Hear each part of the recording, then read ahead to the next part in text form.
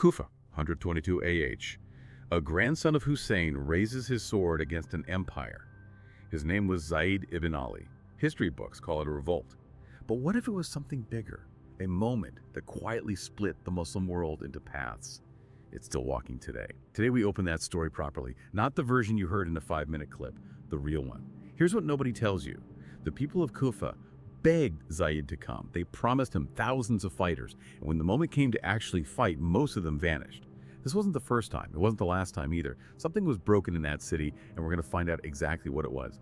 But this isn't just a story about betrayal on the streets. This is a story about a family divided. Zayd's own brother, his own nephew, the very people history calls the Imams of the al-Bayt, did not stand behind him. Why?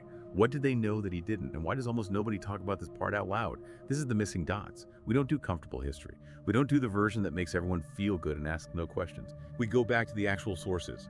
We follow the money, we follow the politics, and we connect the dots that 1,300 years of storytelling tried to erase. Stay with us. This one changes how you see everything after it.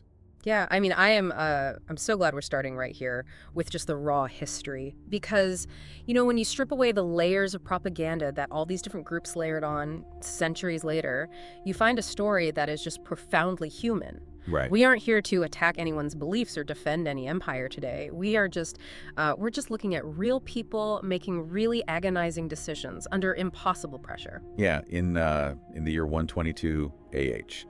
And the part that really, I mean, it just stops me in my tracks is that family dynamic you mentioned, where we're talking about that household of the prophet.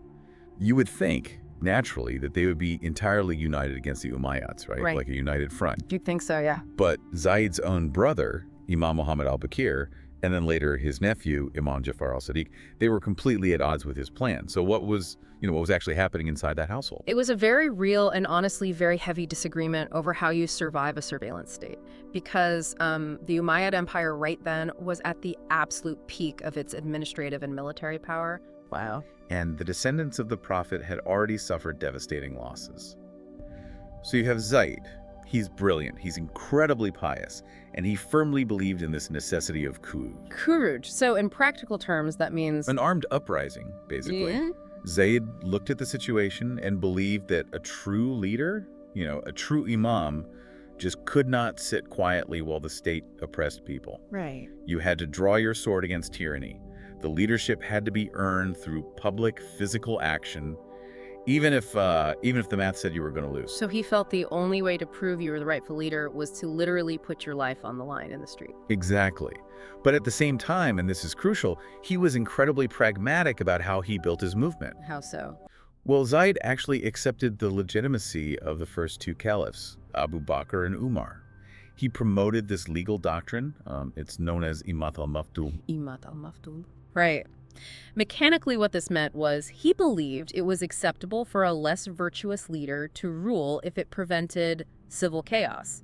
He didn't demand absolute ideological purity from his followers. Oh, interesting. Yeah, he was just trying to build a broad, unified coalition to get the Umayyads out of power. That makes him sound like a very, a very grounded political strategist. He's basically saying, look, we can argue about theology later, but right now we have a tyrant to overthrow. That's exactly it. So if that's Zayd's approach activism, building a coalition, why did his nephew, Imam Ja'far al-Sadiq, look at the exact same situation and just choose the complete opposite path? Because Imam al-Sadiq and his father, they operated on a totally different theological foundation.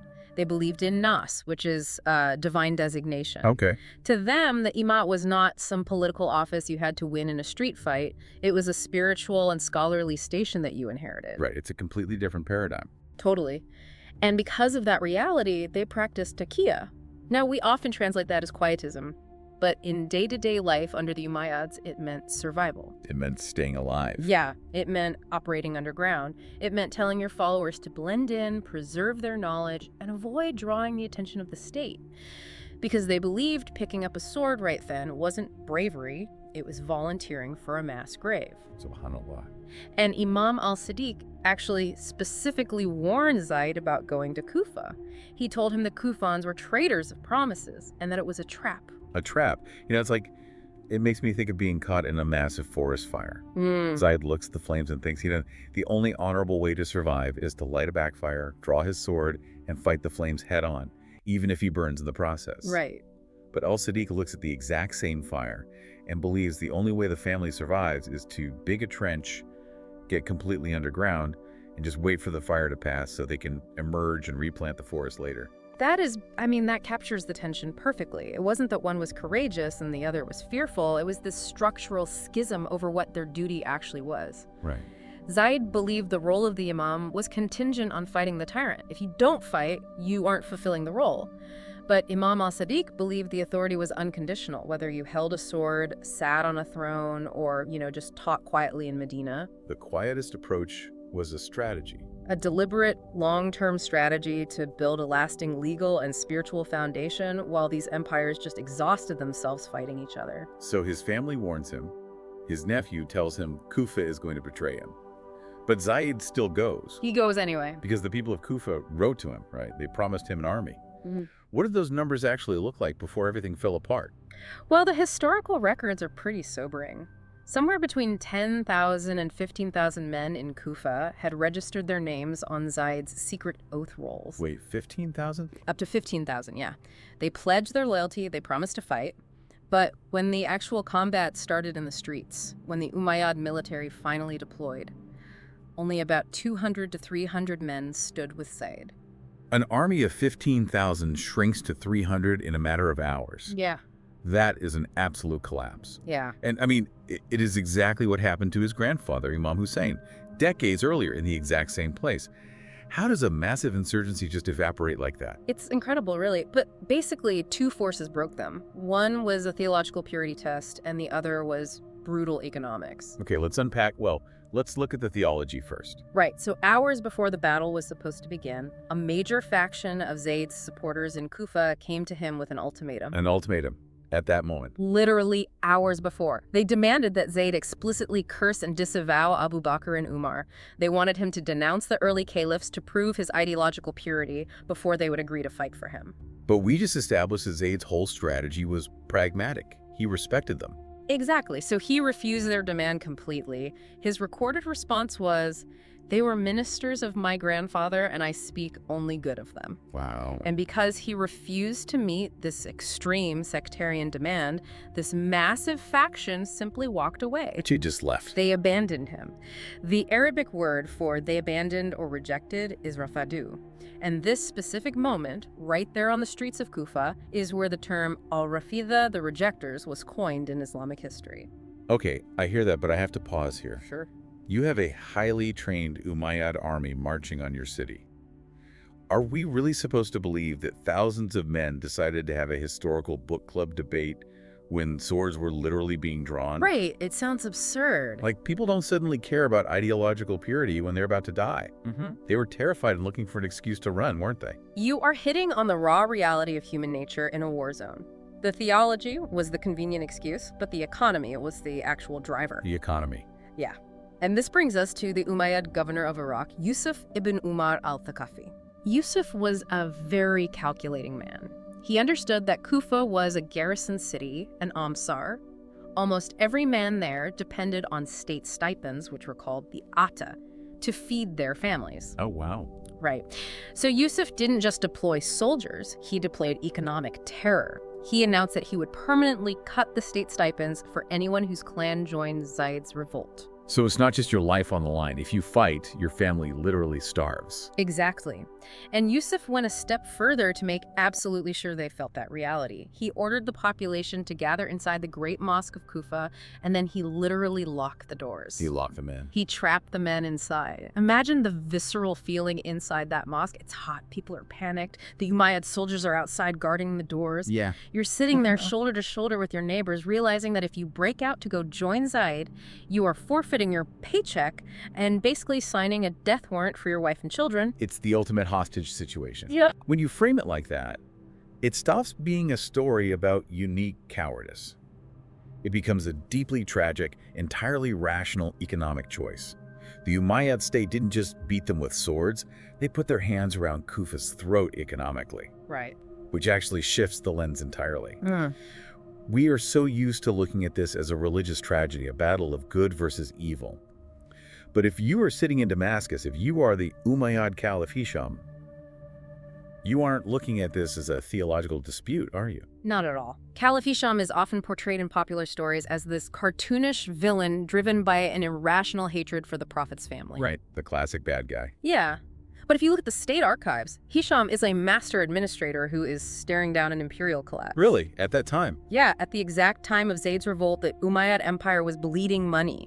They had just suffered catastrophic military defeats against the Khazars in the Caucasus Mountains, losing thousands of men. Wow, okay. And on the other side of the world, they suffered a massive defeat in France, the Battle of Tours. So the empire was overextended and financially contracting. And war is incredibly expensive. Extremely. And losing wars means the treasury is empty.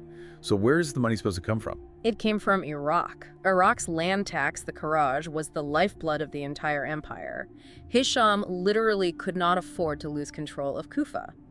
Because if Zayd takes the city, the local tax registries get burned, the revenue stops flowing to Damascus, and the empire fragments. So Governor Yusuf locking the mosque, securing the Diwan, which is the building housing those tax registries, and bringing in elite Syrian troops. This was textbook counterinsurgency. They were protecting their fiscal engine. Any threat to that tax base, whether it was from Zayd, from Kharijite rebels, or a peasant uprising, was met with the exact same calculated, overwhelming force. It makes complete logical sense. It is just math and ledgers to them. Yeah. But the aftermath, what they did after they secured the city, goes way beyond protecting a tax base. It does. Because after Zayd was killed in the street fighting, his followers secretly buried him in a riverbed to protect his body. But the Umayyads found the grave, they dug up his body, and they crucified him naked at a garbage dump in Kufa called Kunasa. And they left his body on that cross for 3 years. 3 years. You can say locking a mosque is a cold fiscal decision, but forcing a population to walk past the crucified, decaying body of the Prophet's grandson for 3 years? That is an administration. That is state terror. Absolutely. The psychological trauma of seeing that every single day must have broken something deep inside the people of Iraq. It created a generational trauma. The Umayyads intended it to be the ultimate deterrent, a billboard that said, this is what happens when you threaten the state's money, no matter who your grandfather is. But historically, psychological warfare of that magnitude almost always backfires. And it did. It didn't create lasting submission. It created this deep, festering outrage. Walking past that cross every day for 3 years turned the soil of Iraq and Khorasan into the most fertile ground possible for the next revolution. Which is the perfect bridge to how this story survived. Right. Because if Zayd was abandoned by his army, if his revolt was crushed in a matter of hours as a localized tax dispute, how do we even know so much about it today? How did this incredibly brief, messy moment become a massive cornerstone of history? Because history is rarely left alone by the people who survive it, especially when there is power to be gained. The narrative of 122 AH was systematically dismantled and rebuilt by 3 different groups in the decades and centuries that followed. Okay, who was the first group? The first group and the most immediate were the Abbasids. The Abbasids were cousins to the Alids, and they were already running a secret underground network trying to overthrow the Umayyads. Right. They saw the sheer public horror over Zayd's crucifixion, and they realized it was the most potent emotional weapon they could ever ask for. So they saw a martyrdom, and they saw a marketing campaign. A ruthless one. They sent their agents deep into the eastern provinces, into Khorasan, carrying black banners. They weaponized the grief over Zayd to rally the masses. Wow. And they were very clever about it. They didn't explicitly say they were claiming the throne for themselves. They used a deliberately vague slogan, Al-Rida min al-Muhammad, the acceptable one from the family of Muhammad. Oh, that's smart. Yeah. The average peasant thought they were fighting to avenge Zayd and put his family in power. And it worked. The Abbasid revolution gathers this massive army of heartbroken, angry people, and 10 years later, in 132 AH, they actually do it. They overthrow the Umayyad Empire. They do. But the moment the Abbasids secure the caliphate, they pull the rug out. They don't hand power to Zayd's family. They immediately start hunting down, imprisoning, and executing the remaining Alid leaders to eliminate any rivals. Yeah. They hijacked a man's sincere sacrifice just to build their own throne. It is a devastating betrayal, and that was just the political hijacking. What was the second group? The second group that reshaped the story were the later Zaydi codifiers. Centuries after the fact, scholars who were formalizing the Zaydi school of law needed a clear, unbending foundation. Okay. So they took Zayd's very messy, spontaneous, pragmatic uprising and they retrofitted it into a strict theological doctrine. They added accounts of miraculous feats in battle. To make it fit their framework. Exactly. More importantly, they codified the idea that an imam must raise a sword to be legitimate. They took a human moment of desperation and turned it into an immutable religious template. They ironed out all the wrinkles. Hmm? Zayd, making a pragmatic political coalition, gets replaced by Zayd, the flawless, unbending warrior, because that is the superhero the later scholars needed for their textbooks. Exactly. And then you have the third group, Yeah. later Twelver historians. Okay. They were dealing with a different kind of historical problem. For them, Imam Ja'far al-Sadiq was the infallible, divinely designated I'm imam. going back to the Nas. Yeah. And the historical reality that his own uncle, Zayd, vehemently disagreed with him and rebelled against his direct advice, that was awkward. It showed a fractured household. It showed a family argument. Right. So over the centuries, later historians tended to soften the edges of that disagreement. Some accounts reinterpreted Zayd's intentions, claiming his revolt was purely defensive. Other accounts introduced the idea that Zayd secretly had Imam al-Sadiq's permission all along. Oh, wow. They smoothed over the raw, painful family conflict to preserve a narrative of perfect harmony. It is exhausting, honestly. It is. You have a real man, Zayd, who makes a sincere, agonizing choice to fight what he sees as tyranny. He knows he might die. His family pleads with him not to do it. The people who promised to protect him abandon him because they're terrified of starving. He is brutally killed. And before the dust even settles, empires and scholars are carving up his memory. They strip away his actual humanity, his pragmatism, his fears, and they just use his name as a bumper sticker to consolidate their own power and their own theology. It is the tragedy of history. The messy reality of human beings is always sanitized to serve the politics of the present. Yeah. But I think that is why it is so vital to go back to the source material, to look at the tax ledgers, the stipends, the fear in the mosque, because when we strip away the abased propaganda and the later theological adjustments, Zayd doesn't become less important. He becomes more real. He's a person again. Yes. Right. We find a man acting on profound principle in a world where everyone else was compromising just to survive. We spend so much time analyzing how the Abbasids and the Umayyads rewrote the history of the 8th century to control the narrative. But the truth is, the exact same machinery is running today. If you look at the history we are living through right now, the events unfolding on the news, the conflict shaping our generation, you have to wonder, who is already rewriting our present? 50 years from now, what crucial, messy details about our time will be erased so that a simpler, cleaner story can be told to serve whoever happens to be in power?